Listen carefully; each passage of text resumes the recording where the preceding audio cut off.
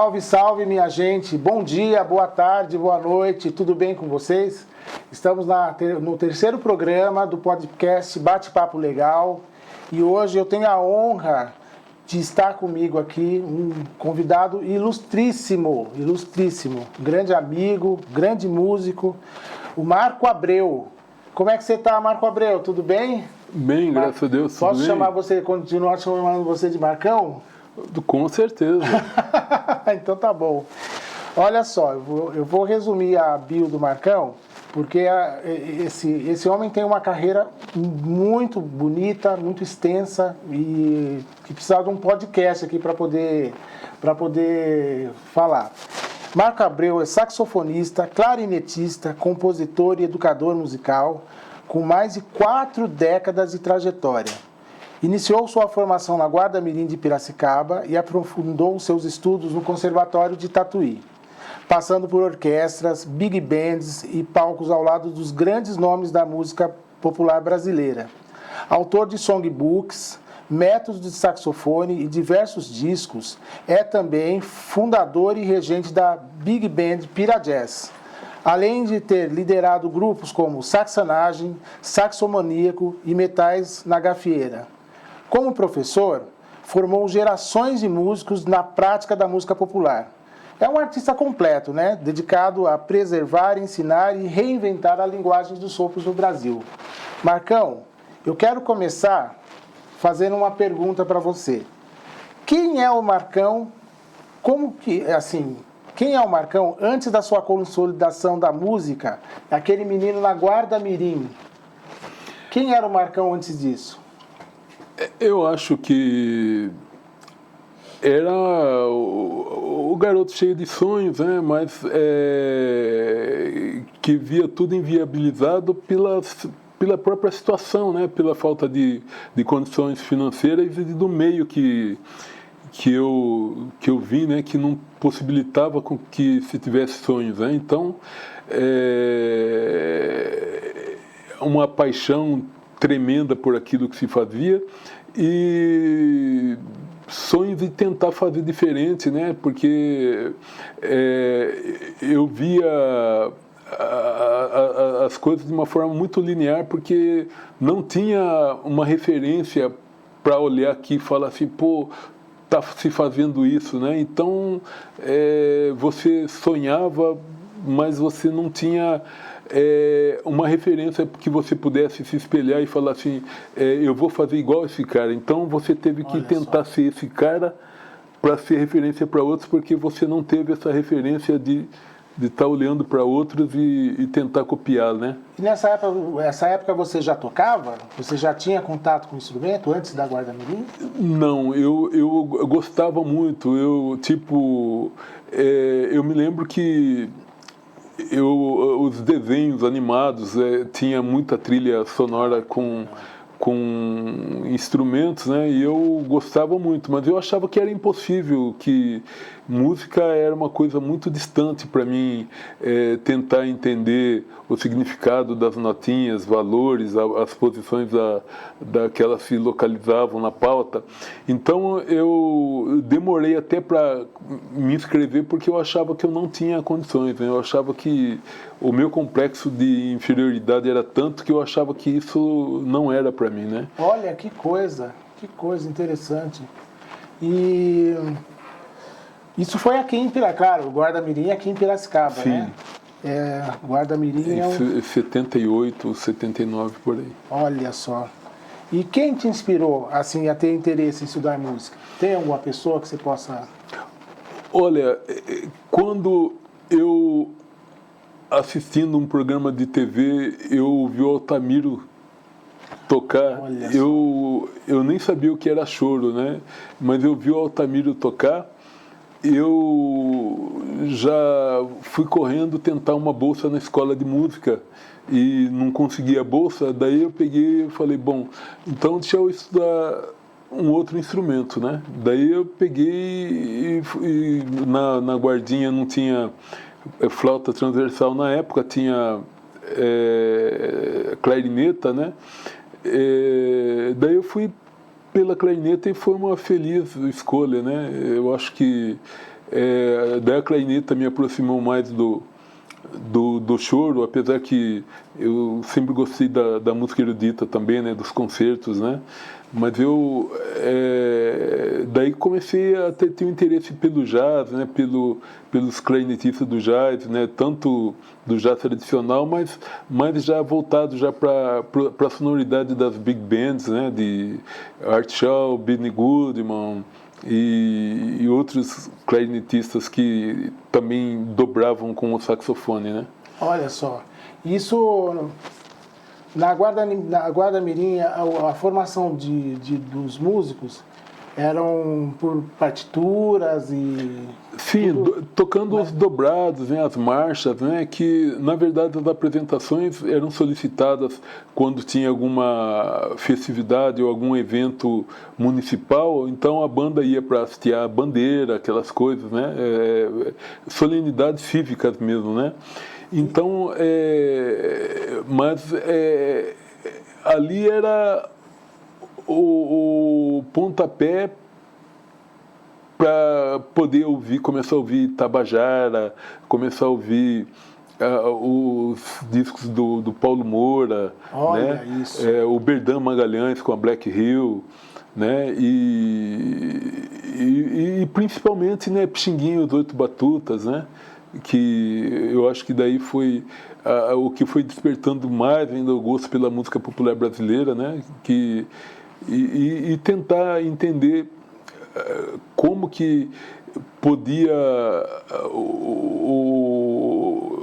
o Pixinguinha estar pensando isso naquela época que não se tinha todas as informações que tem hoje, né? E você começa a ouvir as gravações dos discos que ele fazia os arranjos, você ficava louco tentando entender. Então acho que isso foi essa curiosidade de tentar entender a genialidade do Pixinguinha, foi me aprofundando cada vez mais na questão do gosto da música popular brasileira, dos ritmos, né, das figuras, linguagens rítmicas, né?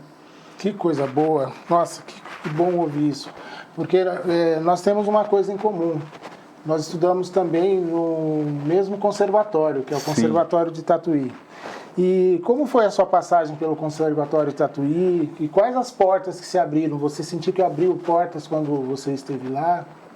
Então, para falar a verdade, foi muito interessante minha passagem por lá, mas eu acho que tinha muita competitividade, porque tipo assim... por exemplo, tinha Big Band, mas lugar para 5, né? Então tinha 50 negros para entrar. Então, obviamente, se você não fazia parte de determinado grupo, você demorava muito mais para ser chamado, né? E quando te chamava, daí você podia ter certeza que realmente você estava dando conta do recado, porque daí que já tinham testado 1000 opções e tinha sobrado você. Né? Então era mais ou menos o que eu sentia, mas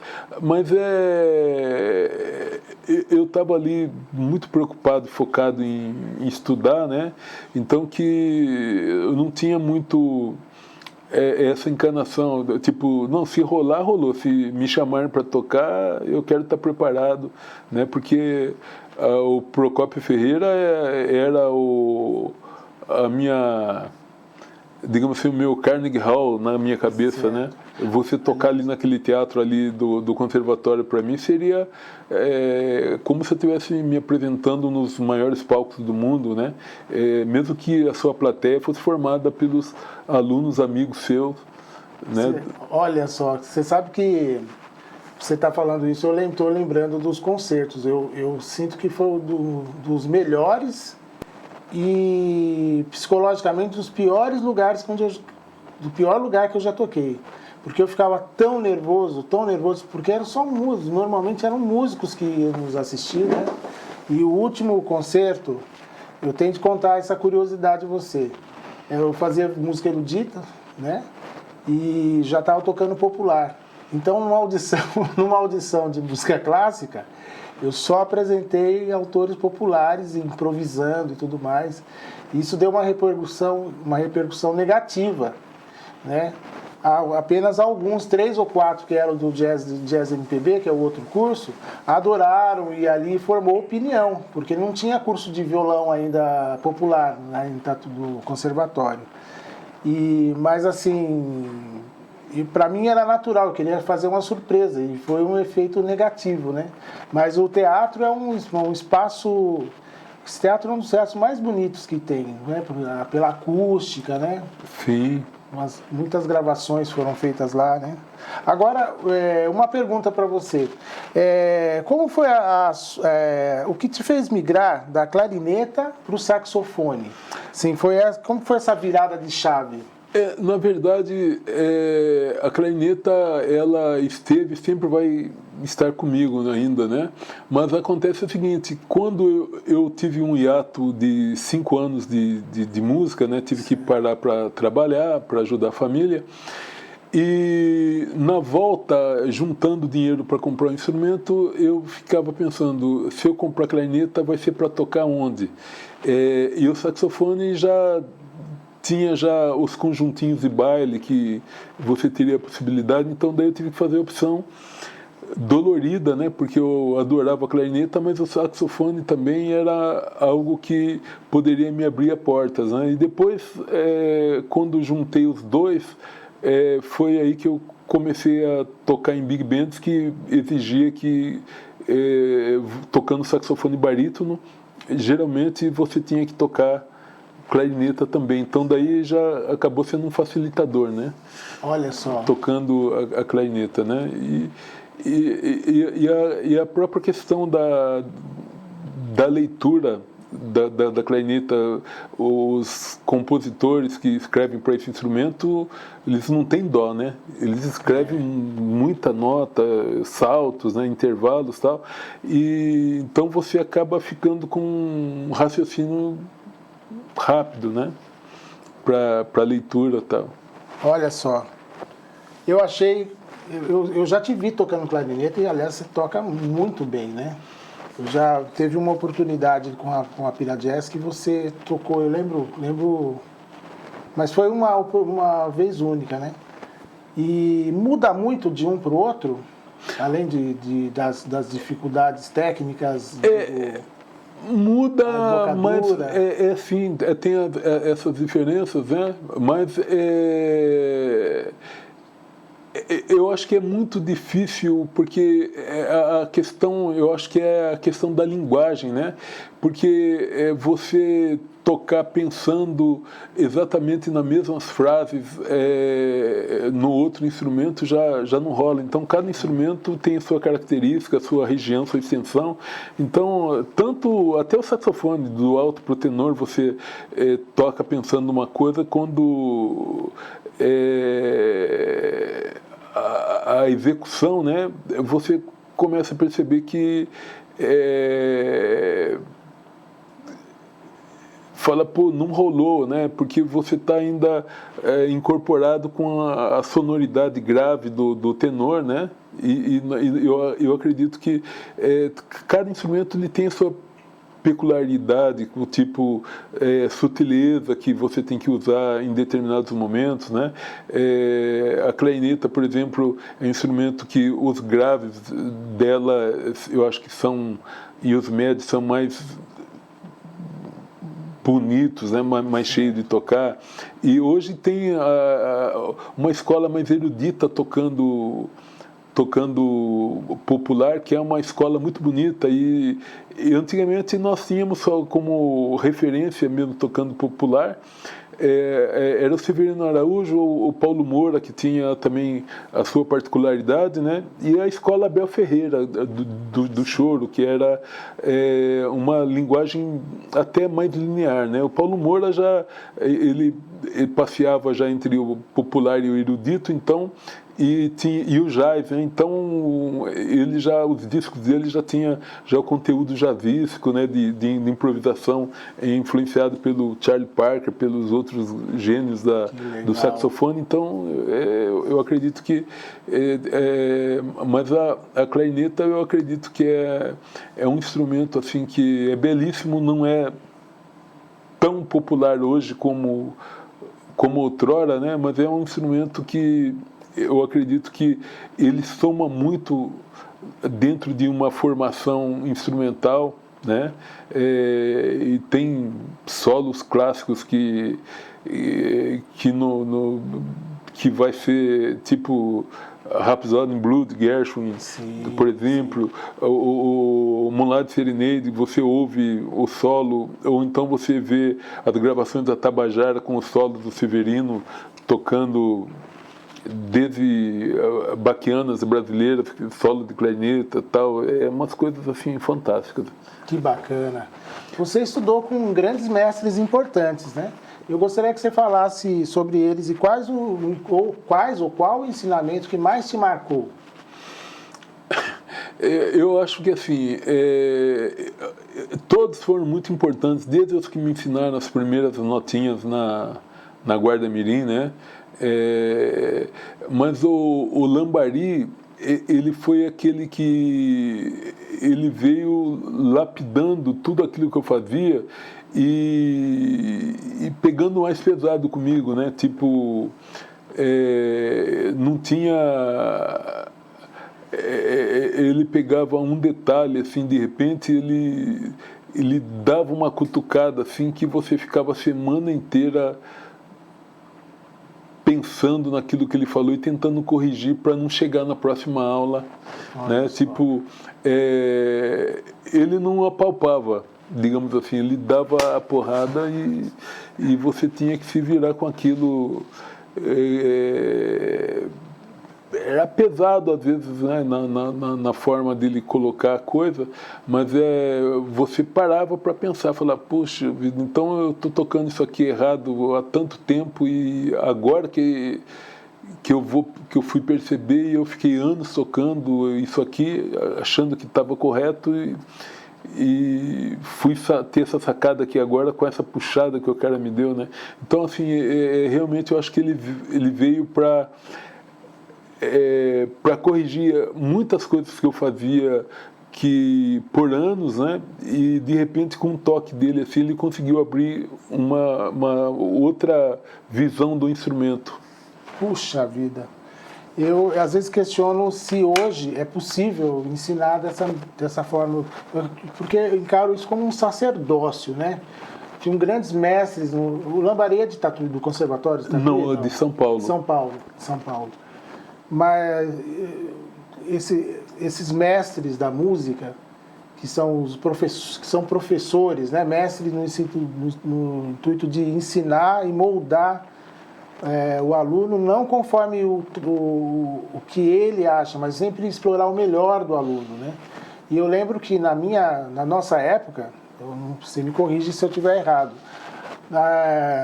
era extremamente exigente, extremamente, às vezes, brutal, né? Às vezes você chegava em casa e falava, nossa, eu estou me sentindo o ovo da galinha ali debaixo da terra.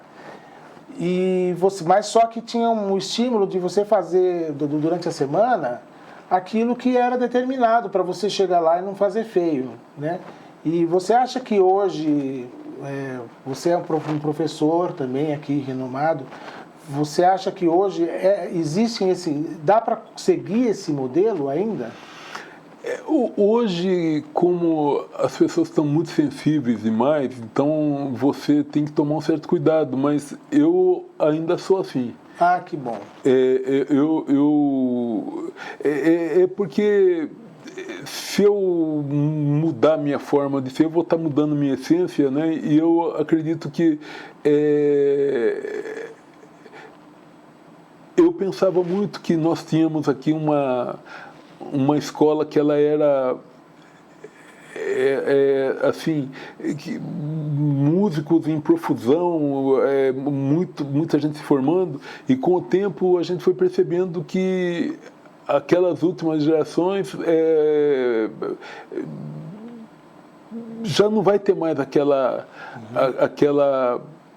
galera, porque hoje tem a concorrência do celular, hoje as pessoas estão querendo uma música pronta, né? O cara pega um celular, baixa um aplicativo e daqui a pouco ele já está falando que ele está compondo, ele não tem aquela preocupação de estudar harmonia, estudar um encadeamento para fazer uma composição, ele vai lá, ele baixa uma levada lá, daqui a pouco ele está fazendo, daqui a pouco aquilo ali, na cabeça dele, ele virou produtor musical, ele virou arranjador, e nós não, nós tínhamos que estudar estrutura, né, estudar teoria, estudar harmonia, estudar estruturação, para entender a forma, né, e hoje não, hoje o cara ele não entende música e de repente ele se define como arranjador, como produtor, né, tal. Ele vai lá, está no estúdio, dá palpite lá num trecho lá e se coloca como arranjador.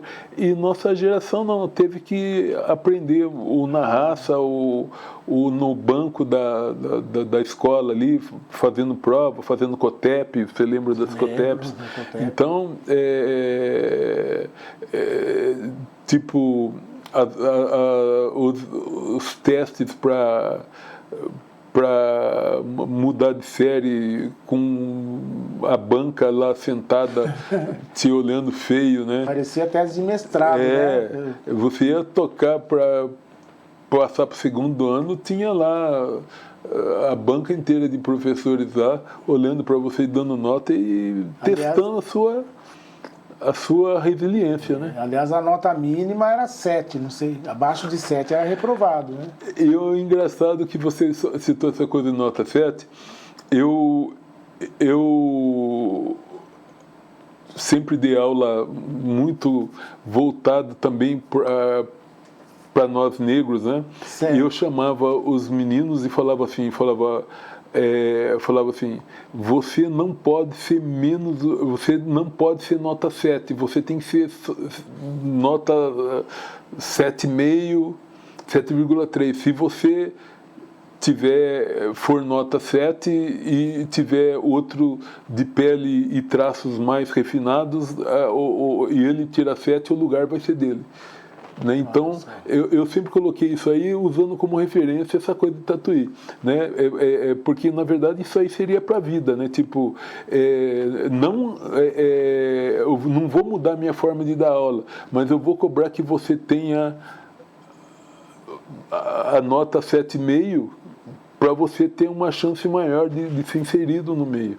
Porque senão você vai ficar para trás, porque na questão da avaliação não vai ser avaliado só a questão técnica musical, né? E para tudo, seja para você entrar numa empresa, se você for nota 7 e tiver outro com nota 7 que de repente seja interessante, esse lugar vai ser, né, vai ser dispensado, ou vai ser colocado aquilo que se encaixa dentro daquele perfil, né? E na música não é diferente, na vida não é diferente, né? Então, você falou essa coisa da nota mínima, eu me lembrei que eu uso muito isso como metáfora, mas é no sentido de que aquilo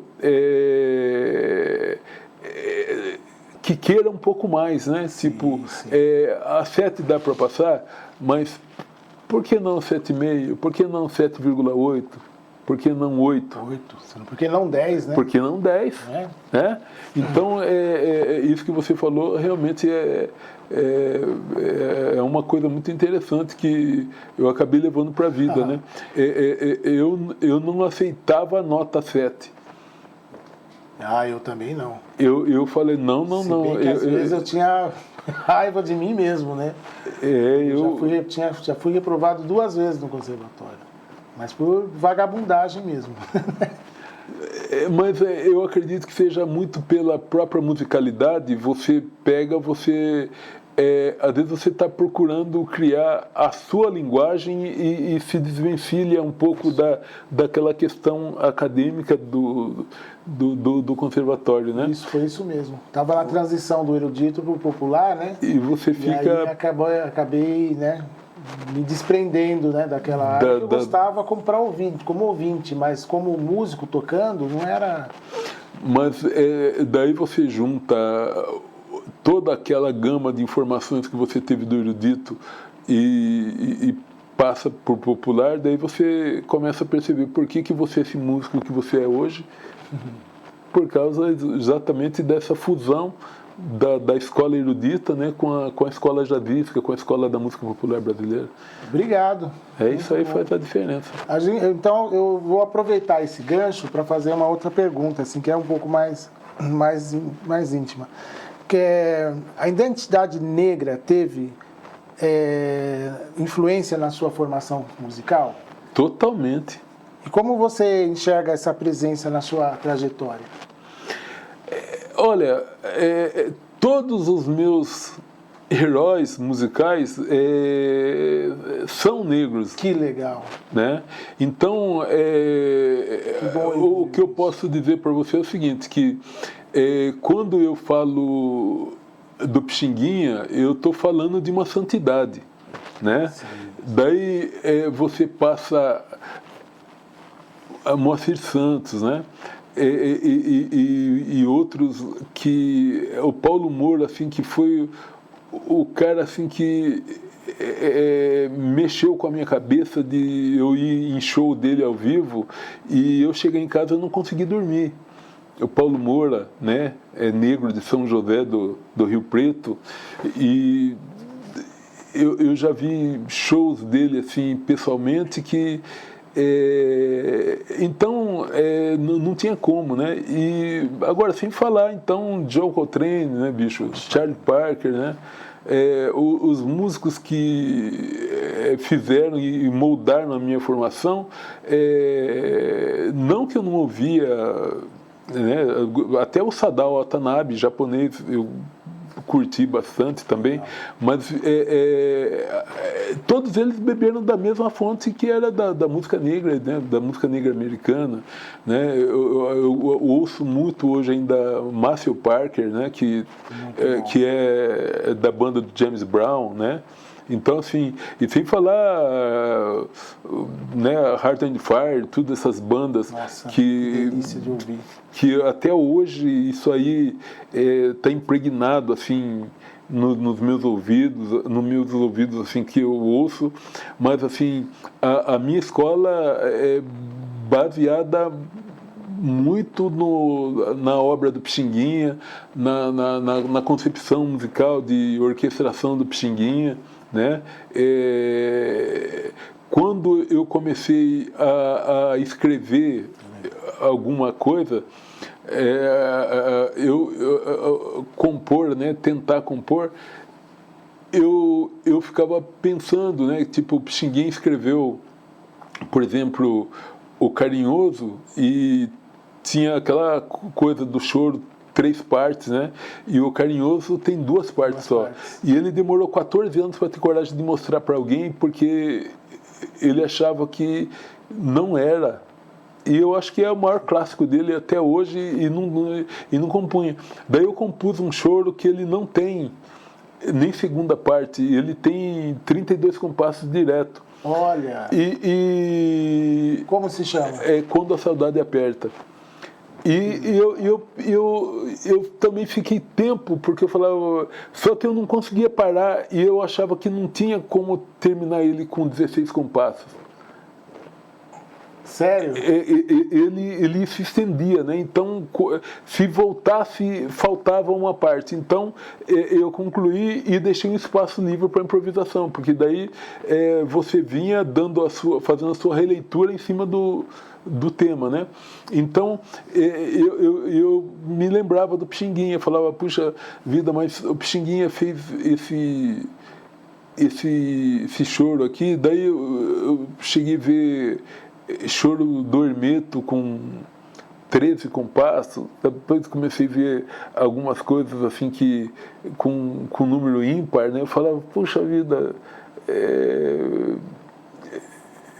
eu escrevi um choro que acho que também não batia, Apavorante Bebop Bible. Esse eu conheço. Facinho de tocar, né? Escrevi junto com o nosso amigo Fred, né? A gente ficava na zoeira com um livro do Bebop Bible, né, do Liz Wise, e daí então tinha aquela coisa, né, tinha o resumo nas últimas páginas, né, o livro tinha 200 páginas e alguns músicos achavam que o segredo estava na última página. Então, bicho, o segredo está na última página, lá tem um resumo. Então, daí os caras, em vez de estudar o livro para pegar as frases, então pegava lá e o resumão lá das cadências, de como ele pensava, e já achava que tinha matado o livro. Então daí a gente, de sacanagem, escrevemos esse Apavorante Bebop Bible, porque era um resumo de tudo aquilo ali, só que dificílimo de tocar, né? É um desafio, né? É um desafio, e o Fred, a gente divertia muito com essas histórias de ficar brincando com essas... Esse foi muito cedo, né? Dá muita saudade. Muita saudade, muito virtuoso e como pessoa também, sensacional. Né? Marcão, você já acompanhou muita gente boa, como o Chico Batera, né? A Flávia Virgínia e muitos nomes fortes da música popular brasileira. Alguma história de bastidor assim que te marcou? Não, tipo, o Chico Batera, eu fui fazer uma sub, né, para uma baritonista, Cláudia Franco, e eu Chico Batera com aquele charutão, aquele jeito assim meio mafioso, assim, personagem, né? E lançando o disco dele, e de repente eu me vi lá no Sesc Pompeia, lá tocando no disco dele, e os caras que estavam trabalhando na técnica, eles mesmos iam lá e pediam o que eles queriam no microfone deles, né? E eu, acostumado a tocar em banda de baile, que os caras colocavam o microfone ali, mas eu sentia que estava diferente. Os caras mandavam um som, parecia um CD rolando lá na frente, e eu tocando, parece que o som caía e morria ali no pé, ali, né? E eu falei, caramba, bicho, não é só tocar, você tem que tentar entender um pouco a questão do microfone que você está usando, a questão da frequência, e os caras tudo conheciam, e eu ali boiando, e eu pedindo ajuda, e os caras tipo, não, tá bom aí, só que daí na hora do show você percebia que o cara levantava assim, o som do cara enchia o Sesc Pompeia, e o seu ficava ali restrito ali, né? Porque os caras não ficam facilitando, né? Só se o cara for muito legal, for muito amigo seu, né? Mas os caras eram tudo rato de estúdio, né? De gravar os sertanejos, gravar com os grupos de pagode, e você aqui na cidade, não, você tocava aqui na cidade e fazia eventualmente subs, né? E com a Flávia Virgínia foi interessante porque o grau de exigência dela, assim, nos ensaios, assim, é pesado, né? Pesado, porque eu acho que ela tinha essa coisa do pai dela também, de formar grandes bandas, né? E as músicas dela, mesmo sendo música popular, tinha compasso muito quebrado no meio. Olha então, você ficava ouvindo aquilo ali, você percebia que artisticamente era genial, mas você não conseguia ouvir aquilo tocando num rádio, por exemplo, né? Numa rádio comercial. Problema de muitos artistas hoje, né? Ela era muito atemporal. Certo. Era muito atemporal a música dela, né? Tanto que ela fez aquele disco, depois eu não vi mais. Acho que ela continua fazendo back vocal pro disco do pai dela, que não é pouco, né? Porque o Djavan é filha do Djavan. Eu gosto muito da Vanessa Moreno, né? Poxa. Mas eu espero que um dia ela toque em todas as rádios do país. Mas a gente sabe que hoje é muito mais complicado, né? Mesmo não estou falando que a rádio só toca sertanejo A gente sabe que a rádio popular ela tem um nicho, né? Mas mesmo no ramo de MPB, eu torço que ela possa tocar, assim como a Flávia Virgínia, que tem um som incrível. Sim, tem. É que, na verdade, existe um processo que meio triste falar que é de emburrecimento, né? Já há muitos anos, que é de limitar o ouvido das pessoas a acostumar só com a determinada forma musical, né? O ouvido da pessoa acaba se acostumando com aquela cadência harmônica, quando foge daquilo ali, dá a impressão que houve uma tremenda revolução, só que você vai ouvir, Garoto já fazia isso aí já lá na época dos Demônios da Lua, da Carmen Miranda, Laurindo de Almeida. Sim. Então, assim, nada é tão novo assim. É que a coisa foi empobrecendo para ficar mais fácil de vender e de entrar no ouvido do afegão médio, né? Isso eu com certeza acredito que seja a dissolução, né, da música. Que está cada vez pior. Mas eu, de uma certa forma, eu acho que o artista ele vive de shows, né? E não de direitos autorais de música e do que se toca, né? Eu acho que o estar no palco é uma coisa que não tem como você passar de uma pessoa para outra sem esse outro estar no palco e sentir o que é a beleza, o que é o prazer, né? O palco é um santuário. E pensando nisso, eu pensei agora uma pergunta. Qual é o show mais inesquecível da sua carreira? E por quê? Eu acho que todos os shows, assim, eu acho que tem uma importância, mas eu acredito que, assim, com a Pira Jazz, eu acredito que foi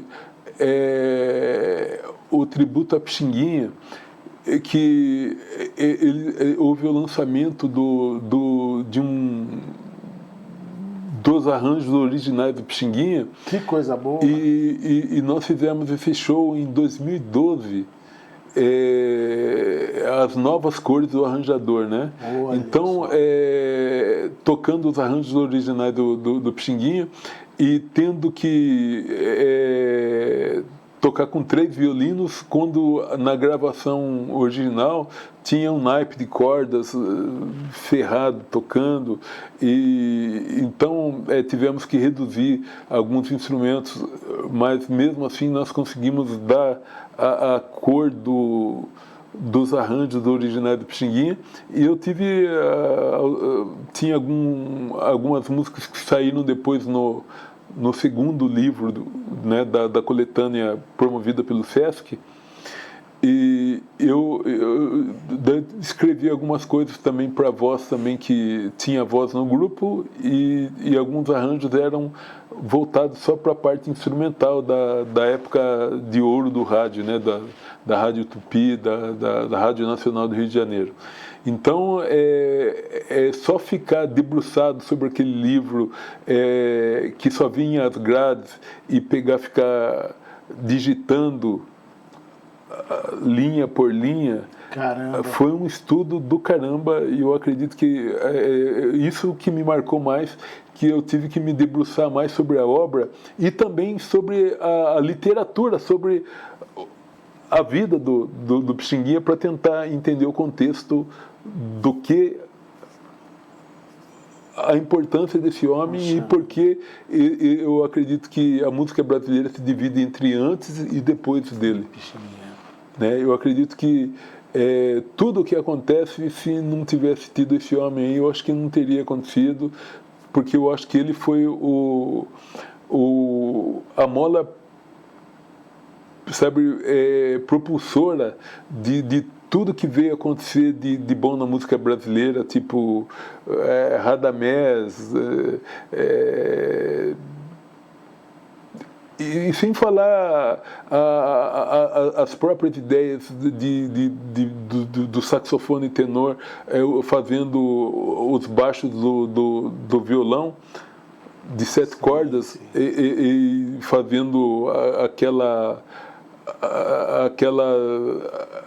dobradinha com o Benedito Lacerda, que era exímio flautista, né? Então, e daí você tendo acesso a ficar entendendo, vendo como que pensava aquilo ali e depois Uau. distribuía para a orquestra tudo aquilo ali, né? E vendo os discos de Orlando Silva com arranjos dele, né? Carmen Alves, aquelas cantoras do rádio de 1920, 1930 e daí você fala, pô, né? De repente você vê que Carinhoso tem 100 anos, por exemplo, e continua um clássico, sim, né? Sim.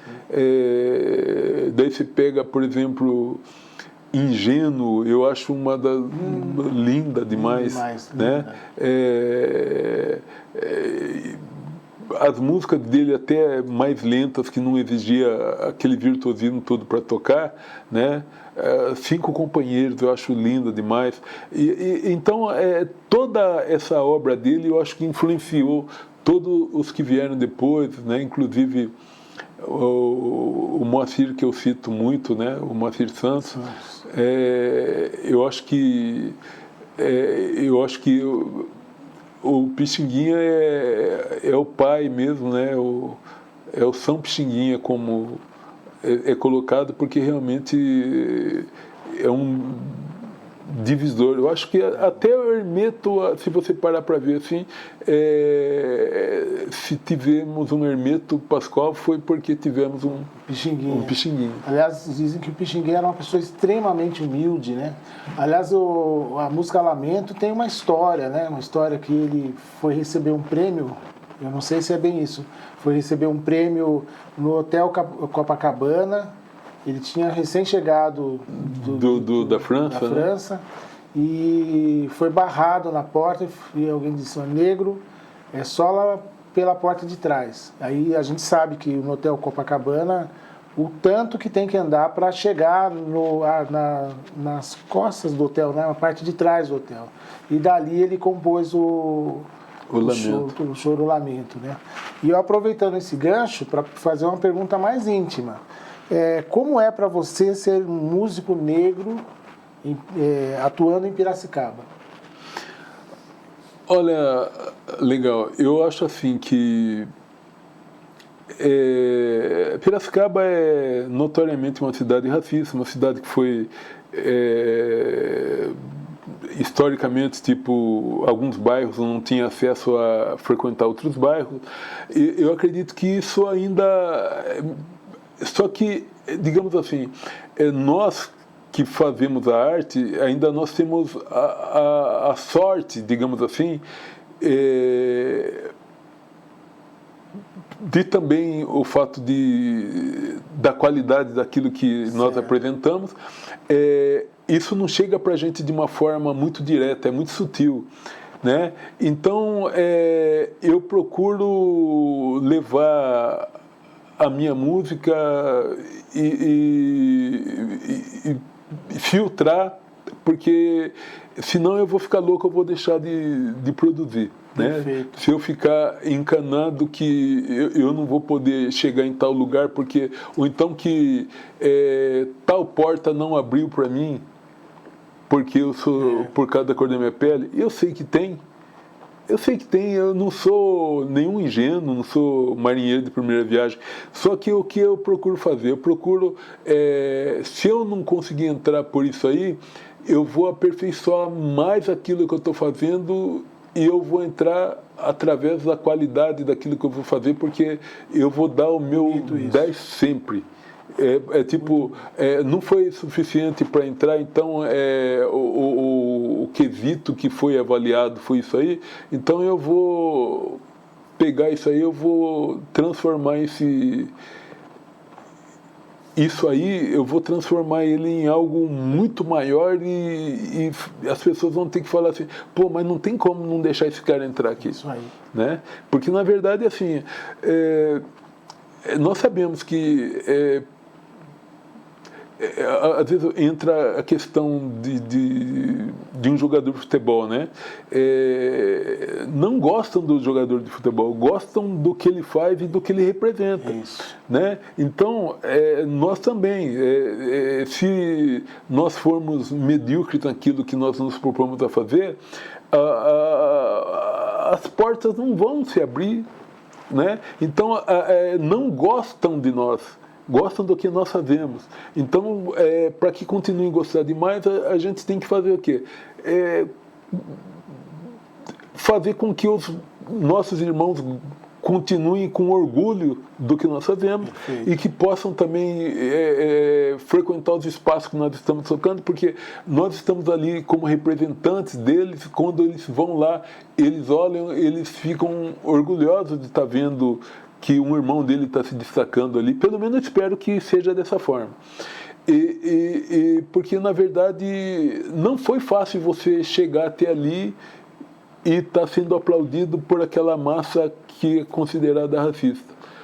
Né? Mas quando você está sendo aplaudido ali, você, na verdade, você está levando toda a sua ancestralidade, está levando toda a história de sua vida, está levando todas as lágrimas, todas as chicotadas que você já tomou na vida, porque não é fácil também, seja para o cara que é um professor de renome, que ou venha a ser um engenheiro, venha a ser um médico, como nós temos aqui, médicos negros, coisa e tal. Bicho, para nós também não é diferente. Só que dá a impressão que, por ser arte, é uma coisa muito lúdica.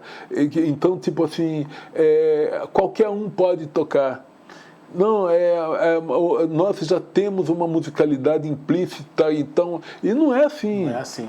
Não é assim. Também concordo com essa Se você não estudar, você vai ser um tocador. E é diferente daí o cara querer um tratamento de estrela da música, de mestre do conhecimento, se ele não tem conhecimento.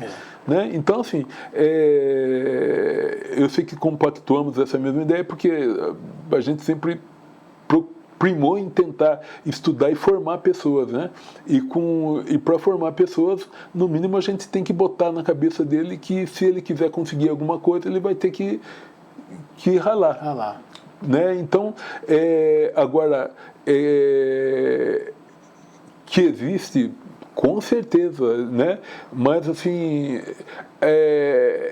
vamos pensar duas vezes para chegar para você e deixar explícito isso, porque você sabe se defender, você tem argumento e você tem algo que muitos gostariam de ter, que é a sua musicalidade, que é o seu talento, né? E que é uma coisa que dinheiro não compra. Não compra, né? Então, assim, como o dinheiro não compra, esse material ele não está à venda. Então você recebeu isso aí por alguma coisa, eu acredito que por uma missão. E essa missão seria de ajudar a transformar o mundo, né? Através da beleza dos seus acordes, através da beleza do sopro.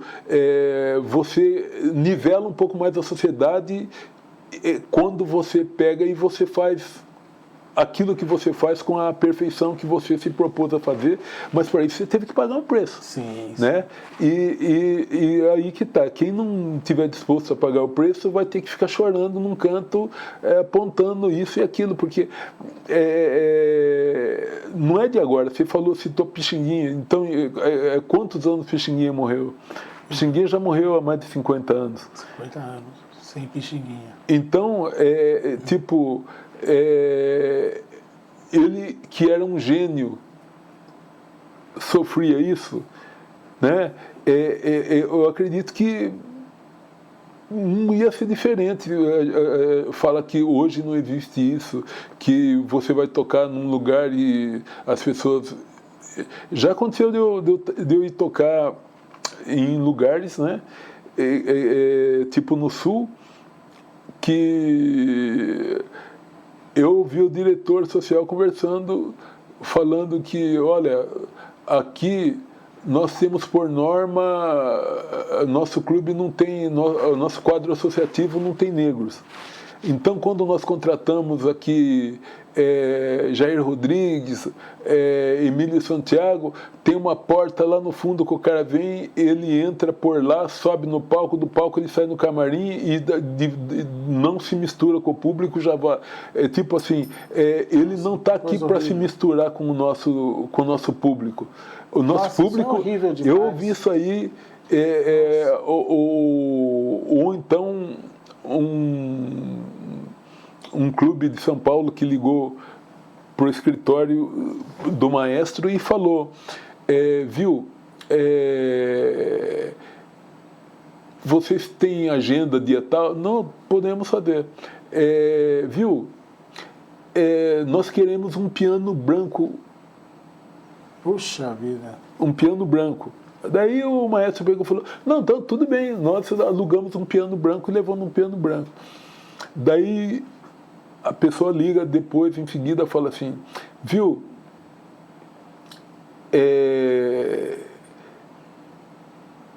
nós não queremos que toque samba. Não, tudo bem, então, nós temos seleção de música latina, temos de foxtrot e coisa e tal, valsas vienenses, valsas não sei o que e tal. Tudo bem, então fechou. Daí o cara liga e fala assim, a última,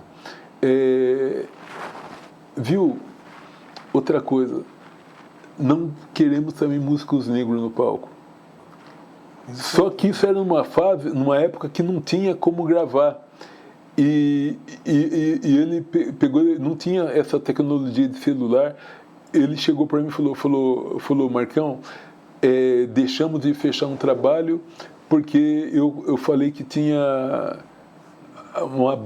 que a banda tinha alguns negros e ele falou assim, eu queria ter gravado. Ele falou, eu mandei o rapaz ir para aquele lugar, mas começou querendo um piano branco no centro do palco. Nossa, que coisa, né? A gente se sente revoltado com isso. E eu ouvindo isso lá no Sul, eu era muito explosivo, né? Então o maestro pegou, abraçou eu assim, tipo, segurando eu pelo braço para mim não ter nenhuma reação, e eu ouvindo o diretor falar isso aí com a naturalidade. Não, nós não temos negros no nosso quadro associativo, coisa e tal. Então, assim, em algumas regiões do país é muito pior do que aqui, né? Santa Catarina, Paraná, Rio Grande do Sul. O racismo está espalhado no Está espalhado, né? Mas Piracicaba não poderia ser diferente, né? Mas por isso que é importante que todos nós, negros, que nos propomos a fazer música, tente sempre dar o seu melhor, né? Para que o pessoal uma vez uma pessoa falou, eu estava reclamando de racismo, uma pessoa falou assim para mim, ele falou assim para mim, engraçado, eu nunca ouvi ninguém se referir a você da sua cor. As pessoas que, quando falam de você, comentam sobre a música que você faz. Falou que viu você tocar não sei na onde. Eu nunca vi ninguém falando assim, aquele preto que toca sax. Eu vi falando assim, aquele saxofonista. Quando a pessoa falou isso aí, eu vi que ainda tinha salvação, né? Que não era assim, o tempo inteiro a pessoa está apontando a cor da minha pele, mas sim pessoas que estavam prestando atenção naquilo que eu estava produzindo. Você faz, e desde que eu conheço o nome Marcão, é sinônimo de excelência. Eu conheci, na verdade, eu ouvi falar de você pela primeira vez, foi em São Paulo. Eu estava em São Paulo, e numa loja de música, aí eu falei, sou de Piracicaba. Aí o cara falou, poxa, Piracicaba é a terra do Marcão. Nossa. A terra do Marcão, saxofonista, tal. Eu acho que você já era endorser da Veril. E ele falou, cara, ele é uma sumidade e tal, né? E assim, o legal é que ele nem sabia se você continuava morando em Piracicaba, né? Onde mora o Marcão? Eu sei que ele é de Piracicaba, mas ele mora lá. Não, ele mora lá. Nossa! Então isso é muito bom da nossa parte ouvir isso, né? Então aí eu estava vindo para cá, para Piracicaba, e aí o Alessandro foi quem me apresentou, se não me engano. Foi o Alessandro quem apresentou. Né? Nós vimos fazer na Unimap. Isso.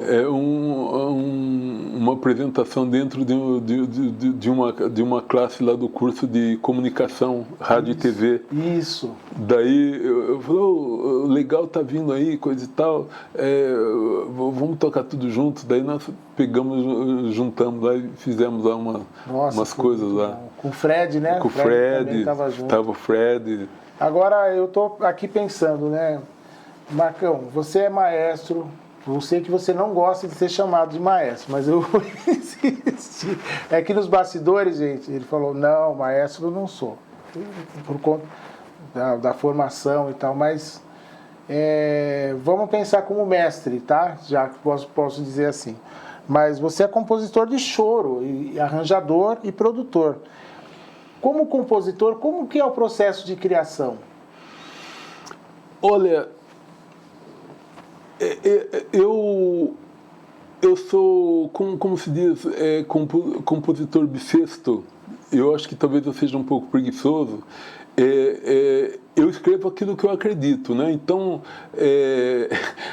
tem umas histórias meio doidas, que eu não vou contar aqui, mas você conhece. Então, tipo, do nada, assim, de repente, às vezes eu estava no ponto de ônibus, assim, vinha uma célula, e eu começava a desenvolver aquela célula, e aquela célula ia se estendendo e transformava numa música, né? Mas eu gosto muito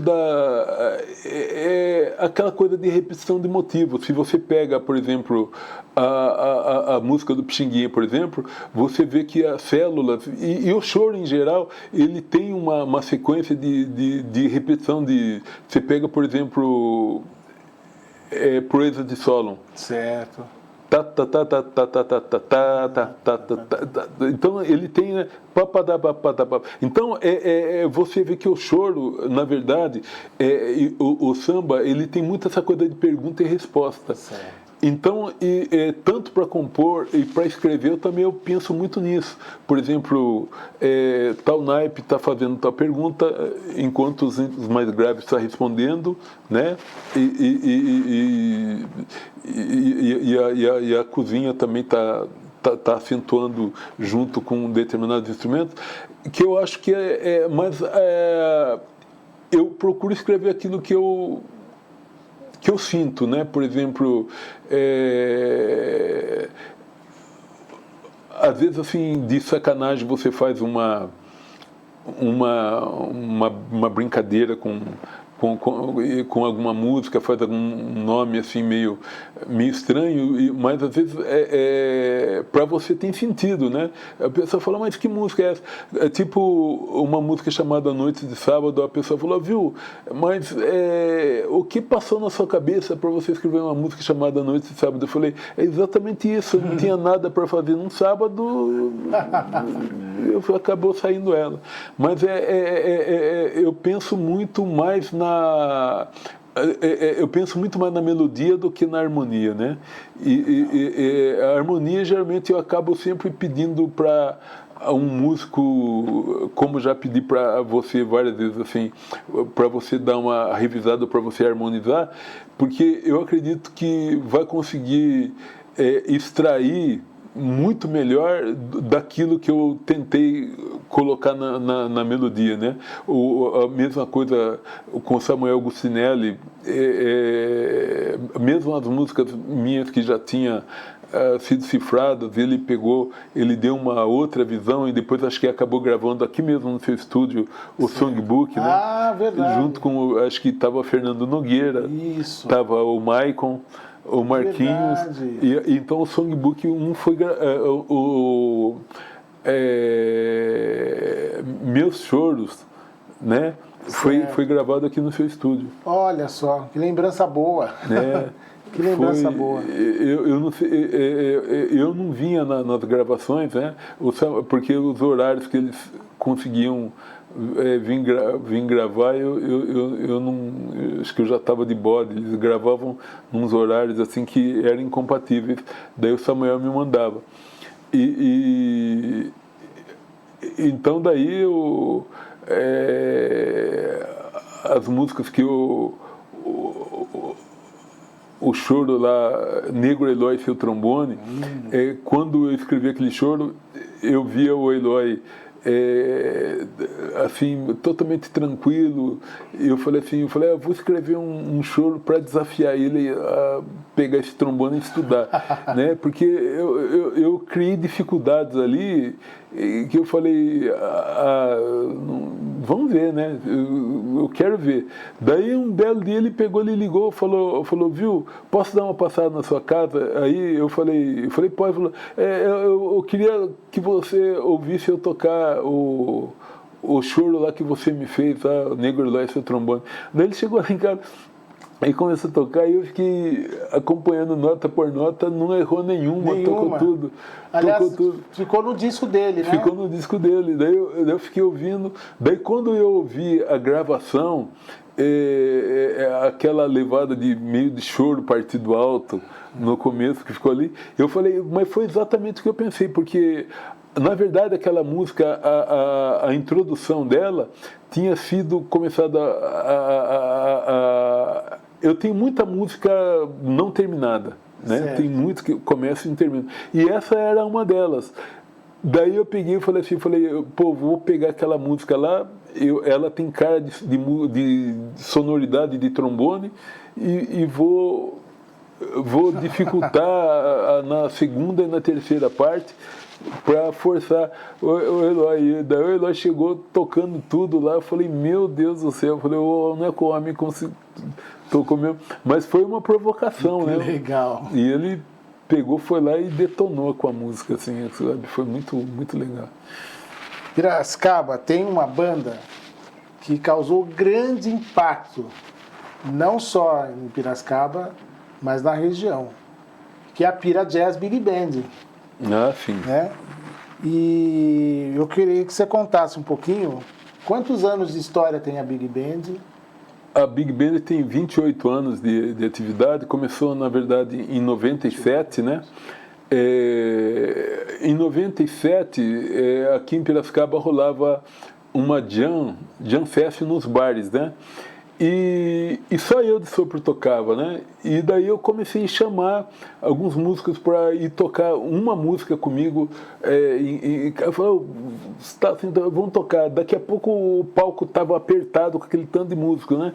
Daí falou, bicho, vamos começar ensaiar. Daí começamos a marcar ensaios regulares e daqui a pouco já tinha o quinteto saxanagem que já estava funcionando, né? Então, na verdade, fundiu com os metais que já estavam tocando e já estavam tocando com o Russo Jazz Band, fazendo jazz itinerante, então juntou e para tocar os arranjos. Aí, né, você também veio tocar baixo também numa fase, né?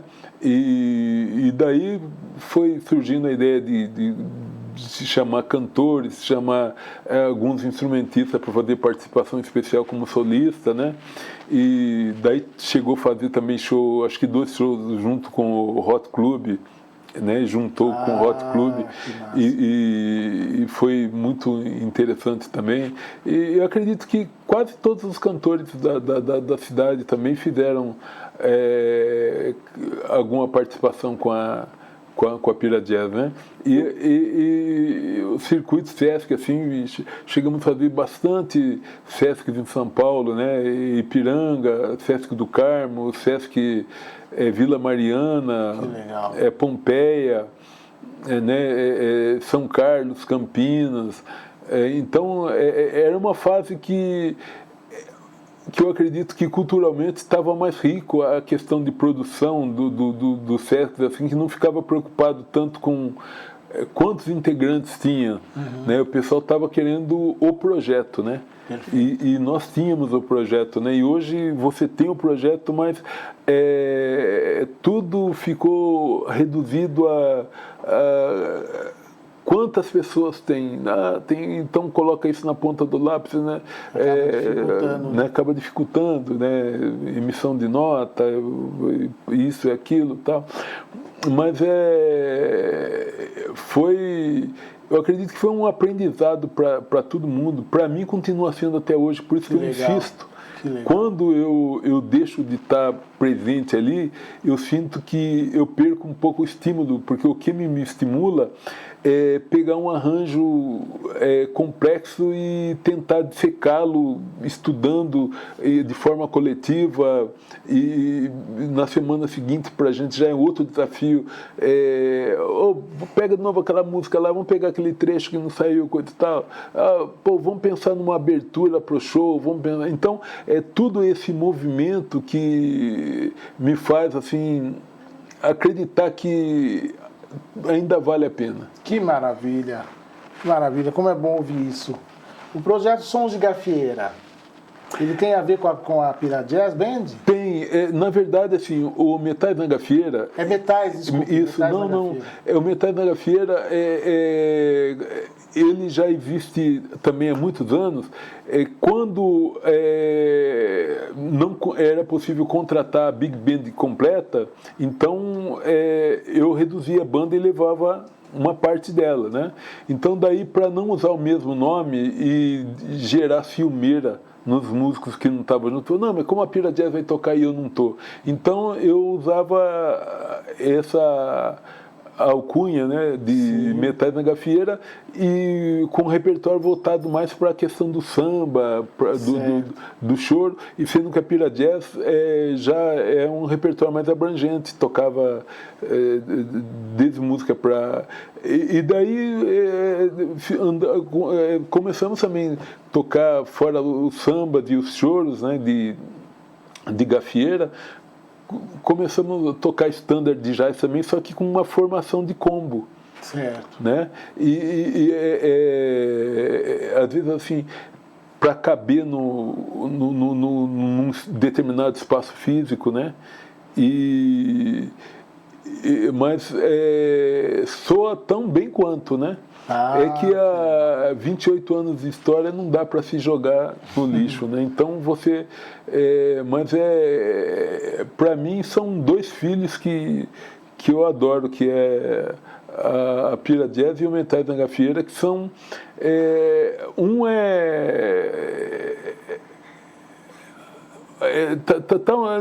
tão intrinsecamente ligados, né? Não tem como dizer que são diferentes, porque os integrantes são a mesma, só que daí você coloca o naipe completo.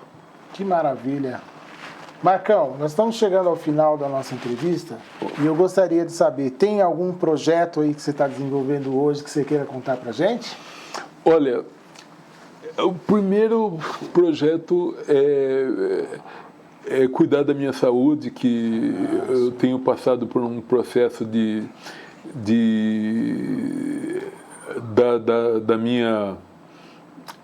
da trombose, que foi um processo meio grave, que eu estou me cuidando. Mas eu tenho um projeto, tenho até conversado com algumas pessoas já. Hoje eu estava rabiscando algumas coisas. Um seria um projeto em cima de um show e gravação autoral, né? Só com as composições que fizeram parte do songbook. Certo, né? Certo.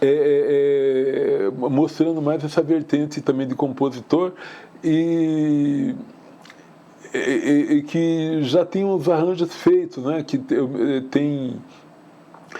tem bossa nova, com sopros, assim, que foi do CD Sophisticated Choro, né? Do CD também olha, é tanta coisa que você acaba... mas são composições que fizeram parte de 2 CDs que eu gosto muito, né? Que deu para misturar... Eu sempre adorei a sonoridade de quarteto de cordas misturado com sopros mais percussão, né? Que seria um projeto meio chamado sopro, couro e cordas, né? Para unir tudo, os instrumentos populares com erudito, mas com swing da música brasileira, né? E sem aquela coisa de que o violino tem que ficar o tempo inteiro só fazendo arco. Não, tá tocando mesmo ali frases jazzistas, frases assim de música popular brasileira, né? E que também é um desafio para eles também, porque hoje virou uma indústria de casamentos que o músico toca aquilo ali e se acostuma, né? E deixa de procurar outras formas de expressão, né? do seu próprio instrumento, né? Então se limita, né? E para mim foi um prazer muito grande, obrigado pelo convite, porque você faz parte da história de muitas dessas coisas que eu falei aqui, por mais que a gente não citou, de alguma forma você estava ali no meio também. Eu que tenho, né, que agradecer. Desde quando tinha o mascote, que você começou a aparecer no mascote, e você estava morando em Tatuí e já estava mudando aqui para Piracicaba, né? E daí amigos em comum, daí quando você morava lá em cima na Fernando Febeliano da Costa, eu compunha alguma coisa, aparecia lá para até o samba De Repente Choveu, né? Que levei lá para você fazer a letra, para fazer a harmonia, daí tocamos, tal. Eu levei a clarineta para a gente tocar, que era mais fácil de carregar, eu levei lá e nós tocamos, né? E essa música nunca foi tocada em lugar nenhum. Verdade. Nunca foi tocada em lugar nenhum. Então, é uma nesse música projeto, linda, belíssima, belíssima. E eu queria retomar essas coisas para... essas músicas não vieram para ser um clássico, né? Mas essas músicas, elas são parte da minha vida e que contam uma parte da minha história, o que eu pensava musicalmente em 2001. Perfeito. Né? É um apanhado, na verdade, ou seja, de evolução ou involução, né? Tipo, o que eu deixei de aprender, o que eu aprendi no processo de criação dessas músicas. Então, eu tenho conversado com alguém que está fazendo um projeto, né, que eu não vou citar nome já, eu só não dei continuidade porque ainda está aquele processo do INSS com relação à situação da minha perna, que talvez tenha que operar a perna esquerda, né? Então eu tenho que ir devagar porque eu ainda não estou habilitado para poder ficar com grande esforço físico, né?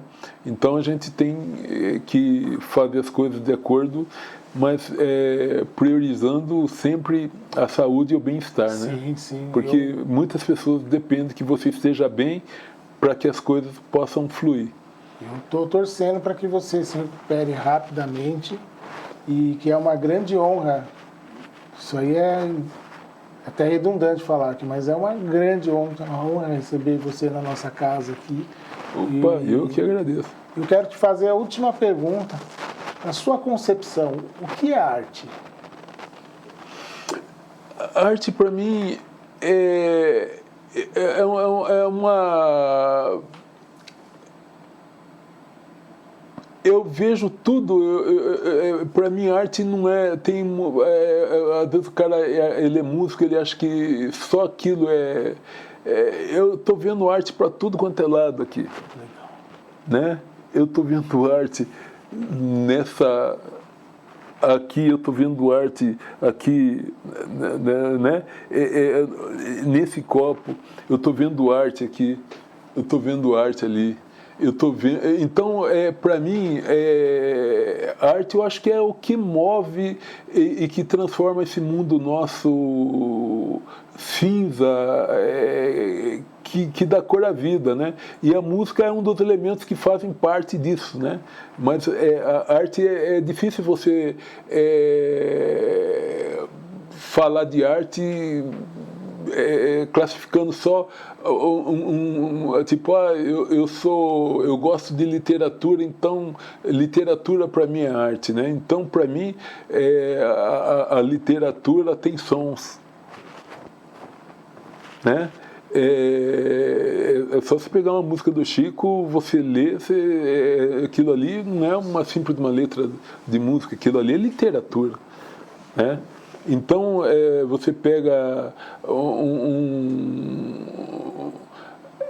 você pega, por exemplo, lê o Ariano Suassuna, você ouve a música da região que ele narra nos seus livros, nos seus contos, né? Então, assim, na verdade, para mim, arte é até o pisar e o som que eu ouço quando alguém caminha. Que legal. Né? Então é difícil, né? Tipo, você classificar a arte como seja só aquilo que se manifesta através de você, através do seu eu, né? Daí eu acho que é uma forma de você desrespeitar as outras manifestações que também são importantes, né? Muito bom. Então eu acredito assim, por exemplo, eu acho muito bacana quando eu vejo samba de lenço, batuque de umbigado, tudo, mas eu acho que nós temos que pensar também que a nossa arte é tão abrangente e a arte da cultura negra, que elas têm que se interligar. Certo. Porque senão você passa para umas pessoas que isso sim é arte, isso aqui é produzido pelo negro, aquilo. Tudo que eu conheço foi produzido e tem a mão do negro. Sim, sim. Então eu não posso pensar que só a batida do tambor está relacionada. A batida do tambor, o sopro, o percutir das cordas, tudo aí eu vejo a nossa raça inserida e quando elas se juntam, que elas se manifestam, é uma explosão de sonoridade, de beleza que por planeta Terra inteiro assim vibrar e não tem jeito. Então eu acredito que a manifestação cultural de todas as matizes, né, de todas as influências, eu acredito que somada com que nem eu ficava pensando que não, hip hop não é música. Hip hop é literatura, eu pensava antigamente, né? De repente eu comecei a ver os caras fazendo rima em cima de base de samba, em cima de samba rock, e daqui a pouco comecei a ouvir trompete fazendo solo em cima de hip hop, naipe saxofone, daí comecei a ouvir, né, Courtney Pine com disco de hip hop, fazendo altos solos de Coltrane pelo meio. Então você vê assim que depende da sua limitação e de como você enxerga o mundo. Certo. Olha que coisa boa, como é bom ouvir, gente. Marcão, agradecer você demais por essa belíssima entrevista. E antes de encerrar, a gente gostaria de dar um presentinho para você, que é essa caneca. Você não bebeu água, né? Tá com sede? Tá com sede? Bebeu água? Nossa Senhora! Opa! Que beleza! Muito obrigado. Se você quiser. Ah, bicho, olha que beleza. Eu não sei se é da mesma cor.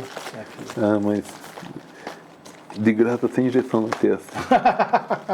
Muito obrigado pelo mimo e obrigado pelo presente, pela recepção, pela produção muito profissional, né? O papo anterior à gravação já foi me deixando mais à vontade para olha que chique, cara. Pô, amanhã já vou estar tomar seu café, tomar meu leite com ração humana. E eu não estou brincando, é verdade. Olha só. Desde que eu fiz a bariátrica,